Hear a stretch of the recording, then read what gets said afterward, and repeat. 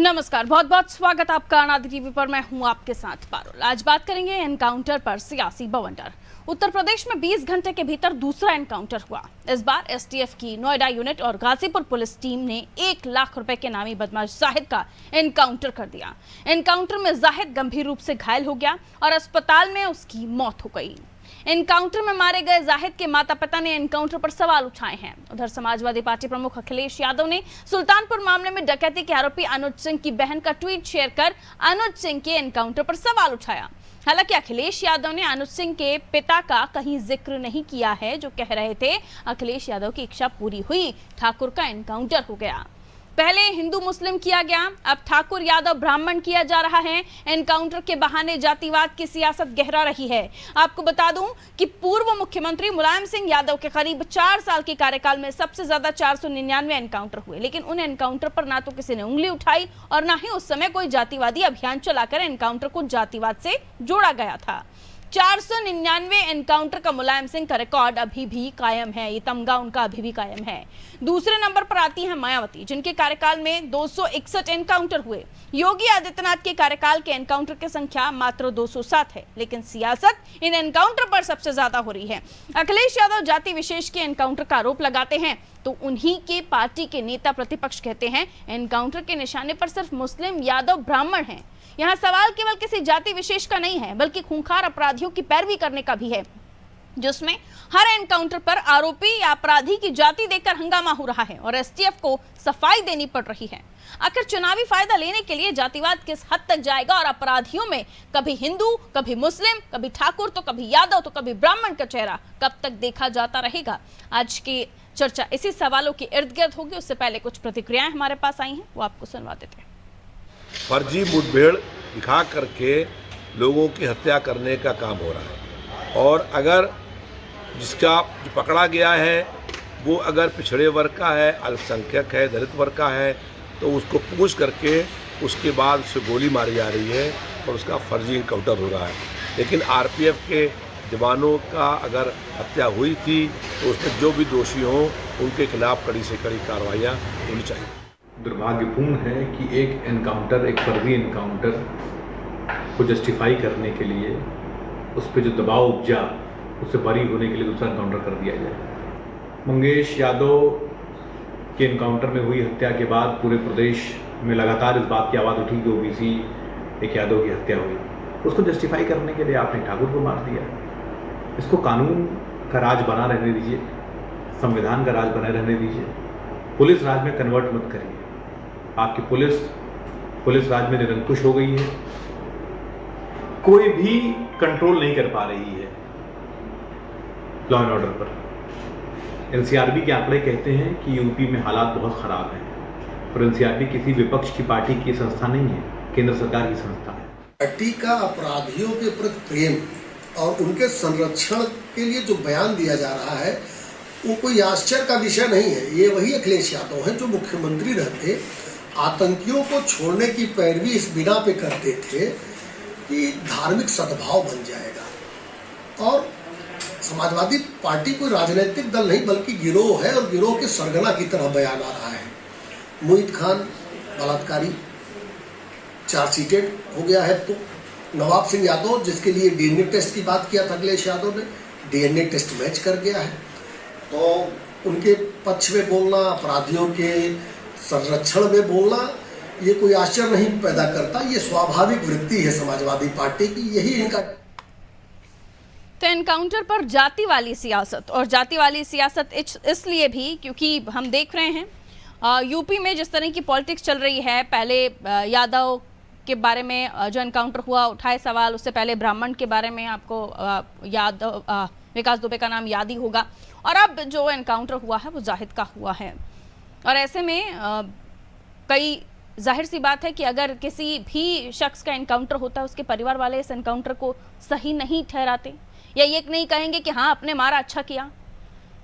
तो इन सवालों के इर्द गिर्द अब ये चर्चा है कि क्या अपराधियों के साथ सपा का साथ है, या अपराधियों की पैरवी समाजवादी पार्टी जाति का नाम लेकर कर रही है। और अगर ऐसा नहीं है तो हर जाति का कोई ना कोई एनकाउंटर में मारा जा रहा है, क्यों आखिर फिर जातियां देखी जा रही हैं? दूसरा सवाल बीजेपी के सामने भी खड़ा होता है कि एनकाउंटर के बाद भी क्यों आखिर आपराधिक घटनाएं थमने का नाम नहीं ले रही हैं? मिलियन मेहमानों से जो हमारे साथ चर्चा में जुड़ रहे हैं, आगे सवाल उन्हीं से। ऋचा सिंह, प्रवक्ता भारतीय जनता पार्टी के, हमारे साथ जुड़ेंगी। राजेंद्र सागर, प्रवक्ता कांग्रेस से हमारे साथ जुड़ रहे हैं। अशोक कुमार तिवारी जी, प्रवक्ता सपा से हमारे साथ जुड़ रहे हैं। करण सिंह जी, राजनीतिक विश्लेषक है, हमारे साथ जुड़ रहे हैं। करण जी, आपका भी स्वागत। और सबसे पहले समाजवादी पार्टी से इस सवाल, अशोक कुमार जी, एक और एनकाउंटर और क्या उसके आरोप थे, ये सभी को मैं कार्यक्रम की शुरुआत में ही बता चुकी हूं, लेकिन पूछा जा रहा है जातिवादी राजनीति का चोला ओढ़कर कहीं अपराधियों की पैरवी तो नहीं कर रहे हैं आप? क्योंकि पुराना इतिहास इससे जुड़ा हुआ है। बीजेपी का कहना है कि कई सारे ऐसे क्रिमिनल रहे जिन्होंने कानूनी प्रक्रिया का पालन किया, उनको तो कहीं गोली नहीं पड़ी। जी देखिए, भारतीय जनता पार्टी जो कर रही है सामने है। भारतीय जनता पार्टी की पुलिस जो कर रही है, जो योगी जी की पुलिस कर रही है, वो सामने है। वो किसी से छिपा हुआ नहीं है। जिस तरह से मंगेश यादव का एनकाउंटर किया गया, उसी कड़ी में ये क्रम आगे बढ़ा रही है और अपने को सही साबित करने के लिए इस तरह के फेक एनकाउंटर लगातार कर रही है। ये कितने भी एनकाउंटर कर लें, उनका चेहरा धुल नहीं सकता है। सच्चाई सामने जांच के बाद आएगी आएगी। निष्पक्ष जांच होगी, अभी नहीं होगी, 2027 में होगी, जब हमारी सरकार आएगी तब होगी। बच नहीं पाएंगे किसी हालत में भी। और ये कार्य छोड़ दें। हमारा अनुरोध है कि जनता की भलाई के लिए, जनता के हित के लिए, इस तरह से जान माल की रक्षा करने के लिए न्यायालय है, न्यायालय दंड देगा, न्यायालय फांसी देगा, आजीवन कारावास देगा, जो भी देगा न्यायालय देगा। आप गिरफ्तार करिए, उनसे जानकारी हासिल करिए अपराधियों से कि कहां से तार जुड़े हुए हैं उनके, और कहानी खत्म कर देते हैं आप इस तरह से। ये तो बहुत ही नाजायज तरीका है और ये कायराना तरीका है। ये योगी सरकार की कायरानी हरकत को दिखाता है कि योगी सरकार कितनी कमजोर है, इस तरह से काम करती है। जी ठीक है, क्योंकि समाजवादी पार्टी की पॉलिटिक्स पहले एमवाई पर थी, अब पीडीए पर है, इसलिए पहले हिंदू मुस्लिम का आप लोगों को रहता था कि कुछ ऐसी बातें जिनको लेकर शुरुआती दौर से जिक्र होता रहा है कि मुस्लिमों के साथ आप लोग खड़े हुए दिखाई दिए, या कई और सारे आरोप आप पर लगते रहे हैं। अब ठाकुर का नाम ले रहे हैं आप, यादवों का नाम ले रहे हैं, ब्राह्मण का नाम ले रहे हैं, और अब तो एक मुस्लिम की भी एनकाउंटर हुआ है जिसमें नाम जाहिद है। तो ये जाति वाली पॉलिटिक्स ही तो कर रहे हैं आप, क्यों ना कहें। भारतीय जनता पार्टी लगातार इस तरह की हरकतें कर रही है और वो जान माल को ले रही है। एक तरह से न्याय प्रक्रिया को उसने अपने हाथ में ले लिया है पूरी तरह से, और वो स्वयं हत्याएं कर रही है इस तरह की फेक एनकाउंटर करके। इस चीज का प्रूफ क्या है सर? सिर्फ आपके बयान की और कुछ भी? नहीं, ये चीज छिपती नहीं है, वो आईने की तरह साफ होती है। जनता इसका प्रूफ है, जन चर्चाएं इसका प्रूफ है, और जनता में जो मैसेज जा रहा है वो इसका प्रूफ है। इसका प्रूफ कहीं लाने की जरूरत नहीं है। जब जांच होगी, निष्पक्ष जांच होगी, जब मैंने कहा अभी नहीं होगी, 27 में कराएंगे हम जांच उसकी। जी अशोक जी, वही मैंने कहा, जांच होगी तब आप अपना प्रूफ लेकर आ पाएंगे। अभी आपके पास क्या प्रूफ है जिस बुनियाद पर आप हत्या की बात कर रहे हैं? हमको जो दिखाई दे रहा है वो हम बोल रहे हैं। नहीं, तो जो दिखता है वो सही होता है, ऐसा तो नहीं है ना कि आपका न्याय चश्मा पहना हो सबको लगेगा। तो आप क्या करेंगे इस पर? आप रोक देंगे हमको बोलने से?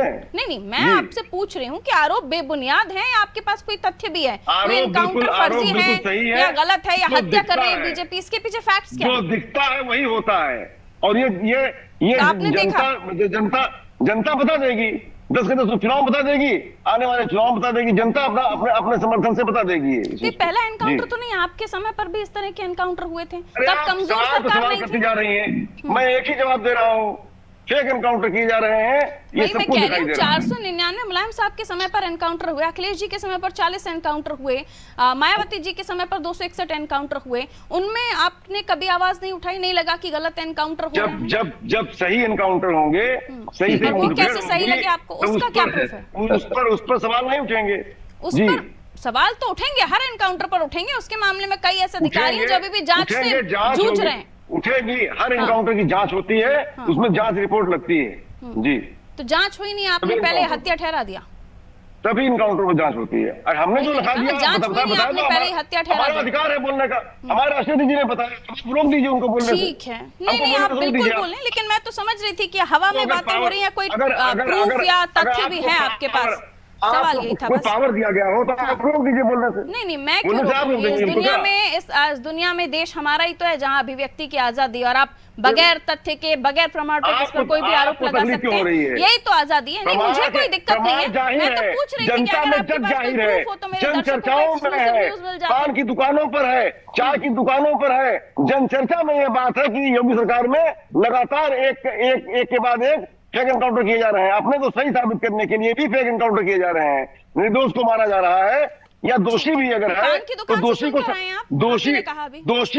दोषी को फांसी देने का अधिकार सरकार को नहीं है, दोषी को फांसी देने का अधिकार बिल्कुल नहीं न्यायालय है, को लेकिन है। किसी अपराधी को भी आजम खान के ऊपर 300 से ज्यादा मामले थे, उनको तो गोली नहीं पड़ी ना, उनका कोई एनकाउंटर हुआ, वो तो गुजरे ना प्रक्रिया से, सरकारी प्रक्रिया से गुजरे ना। ऐसे अब आपको अगर जो ये भी कहना है गुजरते कह सकती हैं। तो शायद एनकाउंटर आपको नहीं जो होता। भी कहना है, आपको जो भी कहना है पारुल जी आप कह सकती हैं, आप भी स्वतंत्र हैं कहने के लिए, आपको भी आजादी है। इसीलिए मैं सवाल पूछने के लिए भी स्वतंत्र हूँ आपसे, तो मैंने तो जवाब और दिया आपको इसीलिए ना, आपसे जवाब सवाल दे दिया। पूछ रही हूँ। आपके पास कितनी बार अगर ये सवाल जवाब पूछेंगी? नहीं है कि आपके पास कोई तथ्य नहीं है, एक आपका ही ये जवाब, कहना है कि एक ही जनता जवाब को है, बताएगी चुनाव में। एक ही जवाब है, ठीक। ये साफ दिखाई दे रहा है, स्पष्ट दिखाई दे रहा है। जी। ठीक है, ठीक है, आपका कहना है कि स्पष्ट साफ दिखाई दे रहा है, लेकिन ये सपा को दिखाई दे रहा है। आम जनता का क्या कहना है वो इलेक्शन में पता चलेगा, वो क्या जवाब देती है। फिलहाल इस पर धैर्य से बैठिए। ठीक है, भारतीय जनता पार्टी के पास में चले जा रही हूँ। ऋचा जी, स्वागत आपका। सुन पा रहे हैं आप मुझे? जी बिल्कुल पारुल जी, मुझे ऋचा जी, एनकाउंटर हो रहे हैं और एनकाउंटर पर आप पर आरोप लग रहे हैं कि आप फेक एनकाउंटर कर रहे हैं, आप लोग हत्या कर रहे हैं, और इसलिए भी क्योंकि उनके परिजन भी आरोप लगा रहे हैं कि आपने घर से उठाकर लेकर गए और उसके बाद जाहिद की एनकाउंटर का बात कह के उसकी हत्या कर दी। इस पर क्या आप कहना चाहेंगी? और क्योंकि बार बार ये सवाल भी उठ रहा है कि एक के बाद एक एनकाउंटर हो रहे हैं, चाहे आप उत्तर प्रदेश की बात करें, महाराष्ट्र में भी जो एनकाउंटर हुआ है लगातार सवालों के घेरे में है। क्या कानून व्यवस्था एनकाउंटर से ही सुधरेगी? और सुधर भी रही है तो एनकाउंटर भी हो रहे हैं, उसके बाद भी अपराध नहीं थम रहे हैं। नहीं पारुल जी, उत्तर प्रदेश की कानून व्यवस्था में अपराध को लेकर जीरो टॉलरेंस की नीति आदरणीय योगी आदित्यनाथ जी की है, और आदरणीय योगी आदित्यनाथ जी का एकदम ऐलान है कि बेटियों से, अपराधियों से, उनकी सुरक्षा से, उनके सम्मान से खिलवाड़ करने वालों को बख्शा नहीं जाएगा, और इसी के तहत तमाम अपराधियों के ऊपर कार्रवाई हो रही है, और वो वैधानिक कार्रवाई हो रही है। लेकिन इतिहास में पारुल जी ये पहली बार ऐसा हो रहा है कि समाजवादी पार्टी डकैतों के पक्ष में खड़ी हुई है, अपराधियों के पक्ष में खड़ी हुई है, और ये लगातार जिस तरीके से उत्तर प्रदेश की कानून व्यवस्था और सुशासन के सवाल को इन्होंने जातीय सेंसेशन में क्रिएट करने की कोशिश की है, उसको जातीय रंग देने की कोशिश की है, ये बहुत ही नकारात्मक राजनीति है और इसकी निंदा की जानी चाहिए। अपराधी की कोई जाति नहीं होती है, चाहे वो मंगेश हो, अनुज हो, या वो कोई भी अन्य अपराधी। आपने एकदम ठीक कहा कि पुलिस का काम है कार्रवाई करना, और पुलिस का ही काम है अपराधियों को न्यायालय के सामने प्रस्तुत करना। लेकिन न्यायालय के सामने प्रस्तुत करने में जब कोई भी अपराधी कानून का मखौल उड़ाता है, कानून के शासन को चुनौती देता है, तो उसके ऊपर कार्रवाई करना ये पुलिस की जिम्मेदारी है, और पुलिस इसको अपने वैधानिक कानून के अंतर्गत करती है। आप मुझे बताइए कि क्या कारण है कि समाजवादी पार्टी डकैत मंगेश यादव के पक्ष में भी खड़ी नजर आती है, माफिया मुख्तार अंसारी के भी पक्ष में खड़ी नजर आती है, बलात्कारी मोबीद खान जो कि 12 वर्षीय बच्ची के साथ बलात्कार का आरोपी है, वो आज तक समाजवादी पार्टी का नगर अध्यक्ष बना बैठा हुआ है अयोध्या में। और आज की भी घटना आपको मालूम होगी कि किस तरीके से फर्जी नोट, जो अंतरराष्ट्रीय स्तर पे जाली नोट बनाने का स्कैंडल सामने आया है, जिसमें ठीक है, समाजवादी पार्टी के फिर मैं राष्ट्रीय अपने स्तर सवाल के पर आती हूँ कि परिवार वालों का ये कहना था कि पुलिस घर से उठाकर लेकर गई, पुलिस की कस्टडी थी, वो पुलिस के साथ था, और उसके बाद एनकाउंटर हुआ। नहीं पारुल जी, मैं आपको एक बात स्पष्ट कर दूं, समाजवादी पार्टी के प्रवक्ता भी इस बात को बार बार कह रहे थे, क्योंकि इनको एनकाउंटर की नीति के बारे में मालूम नहीं है कि कोई भी एनकाउंटर जब होता है तो ये कानून है कि उसकी मैजिस्ट्रियल जांच हो। आप जांच आएगी और जांच में जो भी निकल कर आएगा आप उसके बाद सवाल खड़े करेगा। लेकिन सवाल इस बात का है कि क्योंकि आपको जातीय सेंसेशन फैलाना है, जातीय तुष्टीकरण करना है, इसलिए आप हर एनकाउंटर पे सवाल उठाते हैं। आप मुझे बताइए पारुल जी कि जो भी अपराधी, सेलेक्टिव प्रोसेस हो रहा है, ये आप जिसको चाहे उसको एनकाउंटर कर दे, जिसको चाहे जेल तक पहुंचा दें और फिर बरी भी करा लाएं। देखिए, सेलेक्टिव प्रोसेस के आधार पर समाजवादी पार्टी राजनीति करती है। समाजवादी पार्टी का ये शासन काल नहीं है जब माफियाओं के लिए जेल में तालाब कह रहे हैं उनकी सरकार खुदवा आएगी दिया तो सारे पर्चे वो आपके खोल देंगे। देखिए, ये अपराधियों के चूंकि साथ खड़े हुए हैं, ये अपराधियों का मनोबल बढ़ाने वाले बयान इसलिए दे रहे हैं क्योंकि चाहे वो भू माफिया हो, शिक्षा माफिया हो, इन सब माफियाओं को खत्म करने का काम आदरणीय योगी आदित्यनाथ जी की सरकार ने किया है। ठीक है, नेक्सस समाजवादी पार्टी से जुड़ा हुआ होगा। राजेंद्र जी के पास जा रही हूँ। राजेंद्र जी, अभी ऋचा जी जो कह रही थी, और दूसरी बात ये कि क्या जातियों को आगे रखकर, क्योंकि पिछला बैकग्राउंड भी ऐसा रहा, कई सारे ऐसे माफिया रहे जो पहले बंदूक ताने घूमते थे, वो क्या तो यूपी से बाहर गए या ऊपर पहुंचे या जेल के अंदर हैं। तो क्या ये कोशिश हो रही है कि, क्योंकि किसी भी क्रिमिनल का, ये तो सभी जानते हैं, किसी भी क्रिमिनल का कास्ट नहीं होता, जब वो बेरहम है, वो किसी की चोरी करते नहीं चूकते या वो किसी की डकैती करके नहीं चूकते। जैसे हम आतंकवादियों को कहते हैं कि बम से उड़ाने वाला किसी जात का है, किसी तरह से उस पर दया भाव नहीं रखना चाहिए, वैसे क्या किसी भी अपराधी के साथ किसी तरह का दया भाव होना चाहिए? और फिर अगर आप परिवार वालों की बात कर रहे हैं, तो क्या किसी भी घर में रहने वाले शख्स का परिवार ये कहेगा कि मेरा बेटा या मेरा लड़का या मेरा पति चोर है? पारुल जी, देखिए, आपने जो कहा वो बात बिल्कुल सत्य है कि ये केवल अपने आप को स्थापित करने के लिए ही हो रहा है, अपने आप को दिखाने के लिए हो रहा है कि उत्तर प्रदेश में जीरो टॉलरेंस है। लेकिन एनसीआरबी के रिपोर्ट उठा के देखिए, आम जनता से पूछिए कि उत्तर प्रदेश में क्राइम किस सीमा पे है। अभी हमारी बीजेपी की प्रवक्ता बहन कह रही थी कि जो है बलात्कार और ऐसी घटनाओं पे सब अंकुश लगा है। आज की ही घटना है, मुख्यमंत्री की नाक के नीचे सरोजनी नगर में 5वीं क्लास में पढ़ने वाली बच्ची को किडनैप किया जाता है, उसके बाद उसके साथ जो है गैंग रेप किया जाता है, और वो भी उत्तर प्रदेश लखनऊ की ही घटना है, कहीं बाहर की घटना नहीं है। अगर अपराधी इतने डरे हुए हैं, इतना वो है, तो फिर अपराधी उत्तर प्रदेश में आते हैं, बलात्कार जैसी घटनाएं क्यों नहीं सामने आई है? ये कहां से हो रहा है, समझे? लेकिन केवल अपनी राजनीति चमकाने के लिए, अपने आप को स्थापित करने के लिए, अपने आप को दिखाने के लिए एसटीएफ का गलत उपयोग किया जा रहा है, उसका गलत प्रयोग किया जा रहा है। अगर वाकई नहीं आप निष्पक्ष और कानून का राज लाना चाहते हैं, तो आप पहले 25 और 36 विकेट में जिसके ऊपर है उसको आप गोली मारिए, उसको वो कैसे हर बार बच जाता है और सीधा जो है पुलिस की शरण से वो सीधा कोर्ट में पहुंच जाता है। लेकिन उसके साथ ऐसी कोई घटना उसको तो खरोच भी नहीं आती है। आप लगाइए दोनों घटनाओं में, चाहे वो अजीत सिंह का मामला हो, चाहे मंगेश वाला मामला हो, दोनों घटनाओं में एक तो कॉमन आदमी है जो अपराध के बराबर, इसका नाम विपिन सिंह है, पूरा गैंग को चलाता है, लेकिन वो सुरक्षित है आज भी। और ये इतनी सफाई से ये लोग कह देते हैं, ये केवल ऐसे देख रहे हैं जो नए अगर कोई पैदा हो गया है या कुछ है इस तरीके से। भाई अगर आप कोई एनकाउंटर करके राजेंद्र जी के बचकर निकल जाएगा, कोई एनकाउंटर करेगा और बचकर निकल जाएगा, आपको लगता है? इन्हें भी मजिस्ट्रियल जांच से गुजरना पड़ेगा, और मजिस्ट्रियल जांच ऐसी नहीं होती। देखिए पारुल जी, वो तो तब जब होगा तब होगा, लेकिन ये इस समय अपनी राजनीति एनकाउंटर में मजिस्ट्रियल जांच होती है। देखो आपकी बात तो वो आप बोल रही थी, मैं बिल्कुल बोला नहीं, मैं केवल एक ऐड कर रही हूँ। कानून का राज चल रहा है, कौन सा कानून का राज चल रहा है? नहीं तो आपसे मैंने शुरुआती दौर में जो सवाल पूछा राजेंद्र जी, क्या क्रिमिनल की कोई जाति होती है? अरे क्रिमिनल की जाति कौन बता रहा है? लेकिन अरे आपके सहयोगी अखिलेश जी ने तो शुरू किया था ये विवाद, आप भूल गए क्या? ये याद करो।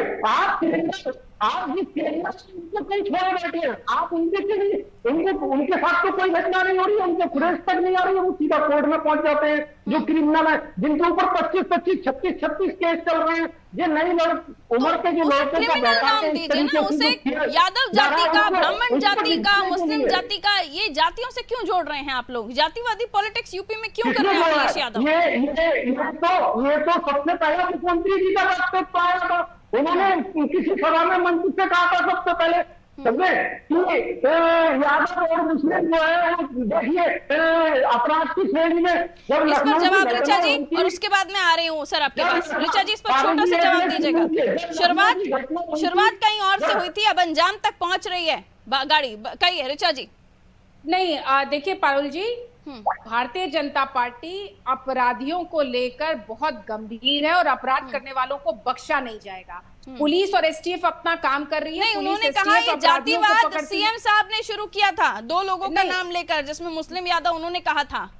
नहीं, मैं आपको बता दूं, क्योंकि जो भी अपराधी शामिल होंगे उनकी जाति खोजना तो समाजवादी पार्टी और कांग्रेस का काम है, इंडी गठबंधन। ठीक है, करण जी के पास वापस लौटूंगी अभी तू तुम्हें की डिबेट में मत पड़िए, तो आपके बीच अभी समय खराब मत करिए। करण जी एक सेकंड करण जी को इंटरव्यू बेल देने का काम, देखिए बेल देने का काम आपको इतना पता होना चाहिए। बेल देने का काम पारुल जी, न्यायालय का होता है। करण जी, बेल देने का रुक जाइए, काम न्यायालय राजनीति, है। एक सेकंड आप रुकना होगा ऋचा जी, समय का ध्यान रखते हुए सभी का अपनी अपनी उनकी टिप्पणी आ जाए, इस बात का विशेष ध्यान रखिए। करण जी, ठाकुर, यादव, ब्राह्मण एनकाउंटर जातियों के हिसाब से किया जा रहा है, ये आरोप लगते रहे हैं, और अब जातिवादी पॉलिटिक्स है, तो क्या ये उपचुनाव में लाभदायक होगी इन दलों के लिए? और अगर ये एनकाउंटर हो रहे हैं तो क्या अपना संदेश भारतीय जनता पार्टी दे पाएगी कि अपराधियों के मामले में जीरो टॉलरेंस की नीति अपना रही है, और इससे क्या क्राइम कम हो रहा है? देखिए, ये तो कहना बिल्कुल ही गलत है कि Bharatiya Janata party zero tolerance की नीति अपना रही है, क्योंकि अपराधों की संख्या देखिए, किसी भी जिले में देख लीजिए, अपराध बड़े पैमाने पे, बेटियों के बलात्कार, लूट और भू माफिया सक्रिय है। मैं पर्सनली जाने कितने ऐसे लोगों को जानता हूं जिनकी जमीन कब्जा की गई है और वे कहीं धरने में बैठे हैं, कहीं अदालतों के चक्कर काट रहे हैं। तो अपराध तो हैं, अपराध हैं, और जातिवाद भी है, और जाति आधारित राजनीति भी है, और इन जाति के नाम पर लाभ सभी पार्टियां उठाने का प्रयास करती हैं, चाहे भारतीय जनता पार्टी हो, चाहे समाजवादी पार्टी हो, चाहे कांग्रेस, चाहे कोई भी हो। ये तो बिल्कुल सत्य है कि जाति के नाम पे वो लाभ उठाने का प्रयास करती है। ये सभी पार्टियां अगर जाति के विरोधी, जातिवाद के विरोधी हैं, जैसे कि भाजपा वाले कह रहे हैं कि ठाकुर यादव के नाम पे राजनीति ना हो, भाई क्यों नहीं होगी? जब राजनीति है ही जात आधारित, अगर आप जातिवाद के विरोधी हैं, कोई भी पार्टी है, तो सत्ता में आने के बाद आप जातिवाद को समाप्त क्यों नहीं करते? अलग चीज हो जाएगी, आप उनकी लाभ, उनकी योजना, उनके विकास के बारे में बात कीजिए, लेकिन एक क्रिमिनल की जाति देखकर एनकाउंटर हो रहा है, ये तो कहीं नहीं लिखा सर, और ये होना भी नहीं चाहिए। जब तक जातिवाद देश में समाप्त नहीं होगा, जातिवाद के मुद्दे हर स्तर पर उठाए जाएंगे। अपराधी की भी जाति देखेंगे ये लोग, और जो लाभान्वित होते हैं, जो नहीं होते हैं, उनकी भी जाति देखेंगे। जातिवाद खत्म होना चाहिए। जब मेरे ख्याल से भारत एकमात्र लेकिन अभी अगर जातियों की ही बात कर रहे हैं तो आंकड़ा हम कल से लगातार अपने दर्शकों को बता रहे हैं कि ब्राह्मण 20, ठाकुर 18, जाट गुर्जर मिलाइए तो 17, यादव 16, ये एनकाउंटरों की संख्या है 207, और उसमें मुस्लिम भी शामिल है। तो या फिर सभी जातियों को जोड़कर देखेंगे ना? नहीं, जात की बात ही नहीं होनी चाहिए भाई। जात का सर्टिफिकेट सरकार इशू करती है कि आप इस जात के हैं, आप कोरी हैं, आप चमार हैं, आप जो माछी हैं, आप वाल्मीकि हैं। जात क्योंकि जातिवादी राजनीति के इर्द गिर्द ही उत्तर प्रदेश की पॉलिटिक्स घूमती है। 10 सेकंड में अपनी बात रखेंगे ऋचा जी, 10 सेकंड। नहीं, देखिए, अपराधी की कोई जाति नहीं होती है, आतंकवाद का कोई मजहब नहीं होता है, वो सिर्फ अपराधी होते हैं कानून के नजर में, चाहे वो मंगेश हो, चाहे अनुज हो। किसी भी अपराधी को उत्तर प्रदेश में बख्शा नहीं जाएगा। और जो लोग, राजेंद्र जी, जब हर जाति के शख्स का एनकाउंटर हो रहा है, अगर वो क्रिमिनल है और भागने की कोशिश कर रहे हैं, पुलिस पर बंदूक तान रहे हैं, किसी भी तरह की कोई गलती कर रहा है, तो इसमें फिर जाति क्यों देखना? पारुल जी, एक अंतिम बात, ठीक है, 10 सेकंड ही थे मेरे पास, 10 सेकंड। जो लोग भी कानून के सामने, ठीक मैडम, हो गया। ट्रायल को, राजेंद्र जी 10 सेकंड। देखिए पारुल जी, अगर ये विक्ट्री कार्ड नहीं चल रहे थे तो सबसे पहले लिस्ट जारी करने वाले यही थे।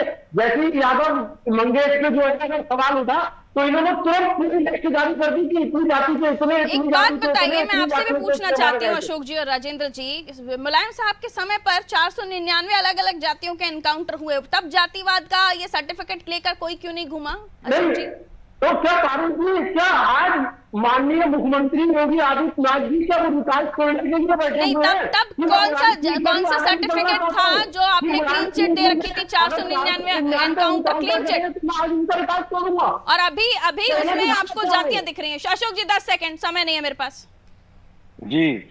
देखिए, इस समय योगी सरकार 2024 के चुनाव के बाद से, जब से जनता से कट गई है, बैकफुट पर है, उसके आपस में खींचतान मची हुई है। उसके विधायक कुछ बोल रहे हैं, सांसद कुछ बोल रहे हैं, मंत्री कुछ बोल रहे हैं, अधिकारी भी उसको नहीं सुन रहे हैं।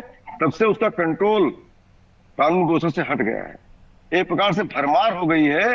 इस तरह से जो है खुलेआम बलात्कार हो रहे हैं, बहन बेटियों की इज्जत उठी जा रही है, डकैती हो रही है, और फेक एनकाउंटर की पार्टी आ गई है ये योगी सरकार को ले डूबेगी। 27 में ठीक है, 10 प्रकाशे सेकंड उड़ाएंगे करण जी, इनके, मोबीद और खान 10 सेकंड और समय कम है मेरे दस- पास। चुनाव हार जाएंगे। मैं सभी शोषण करने राजनीतिक में। पार्टी के प्रवक्ताओं से कहना चाहता हूं कि आप लोगों को पहल करनी चाहिए कि जातिवाद समाप्त हो।